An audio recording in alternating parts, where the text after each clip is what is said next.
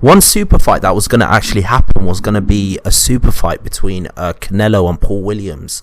That fight was actually going to be signed to actually happen several years ago. Obviously, the reason why that fight didn't happen was because Paul Williams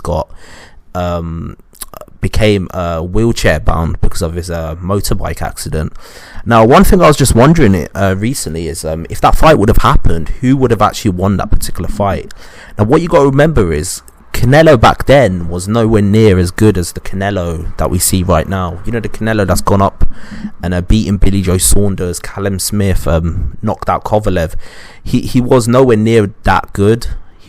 He was still relatively close to his loss to Floyd Mayweather, and obviously Paul Williams at that point, he was coming off losses against Sergio Martinez, like a knockout loss against Sergio Martinez, and there was a fight that he had with Erislandy Lara, which was very close, and a lot of people thought Erislandy Lara got robbed in that particular fight. So if them two were meant to fight at that point in time, one question a lot of people have is who do you think would have won that particular fight? Now, in my opinion, I think Canelo would have won that particular fight, and the reason is, even though he was not as good as he became later on in his career, I still think he had more of a sophisticated arsenal back then than Paul Williams. Paul Williams was a tall fighter that fighted small. He's a fighter that came at you with a lot of pressure and he threw a lot of punches. That's what made him very exciting to watch, but unfortunately kind of made him vulnerable to counters. He's also a fighter that had a lot of stamina. I remember when he fought Antonio Margarito, he actually threw more punches than Margarito did. I mean, he was an absolute nightmare to deal with. This was a fighter that was southpaw, so that adds to his awkwardness. He was extremely tall, he had a very long reach, and he threw thousands of punches around, and he was very aggressive, and he had a very good chin. So I think Paul Williams would have gave anyone a hard fight. But what you got to remember is he's only got one way to fight, which was to basically just keep coming at you and just keep throwing punches. He never showed any nuances to his game in terms of counter punching and moving and just being a smart counter puncher and knowing how to like set traps. And because of that, he got beat by other fighters. Like, I think he got beaten by Quintana early in his career.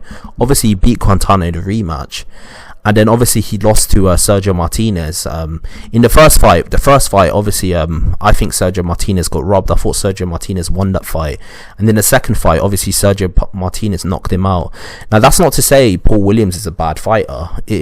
Absolutely not. Sergio Martinez is probably one of the best fighters in the last 25 years, and I think he is a very underrated fighter.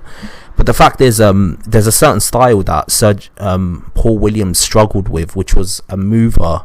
Now, to be fair, Canelo at that point didn't develop the footwork that he has now. He was quite a plodding fighter. If you gave him a lot of movement, he would struggle to go up against you. But I just think his ability to counterpunch, and also he did have the ability to move slightly.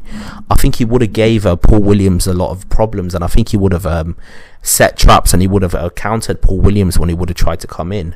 Even in his last fight against Erislandy Lara managed to outbox and out-hit Paul Williams. I don't understand how Erislandy Lara never won that particular fight, because I clearly felt like he outboxed and outpunched Paul Williams in that fight, but it just wasn't meant to be. And obviously he did manage to get the win against Erislandy Lara, but anyone with an objective eye thought Erislandy Lara won that fight, even though he was much smaller than Paul Williams. So in my opinion, I think Canelo would have beaten Paul Williams. I think he would have had more of a sophisticated counter-punching game, and I think he would have countered him to death, similar to how he does now. Obviously the Canelo we see now is way better than the Canelo back then, and I think if he fought the Canelo now, it would be an absolute wrap. I think Canelo would absolutely destroy him.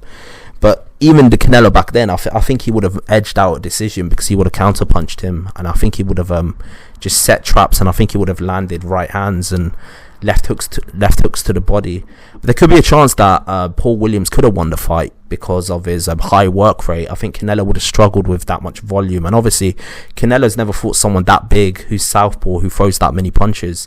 So in my opinion, is because of them reasons, I actually think it would have been a very competitive fight, but I think Canelo would have slightly edged it with his counter punching ability, his movement, his right hand, and obviously his ability to set traps.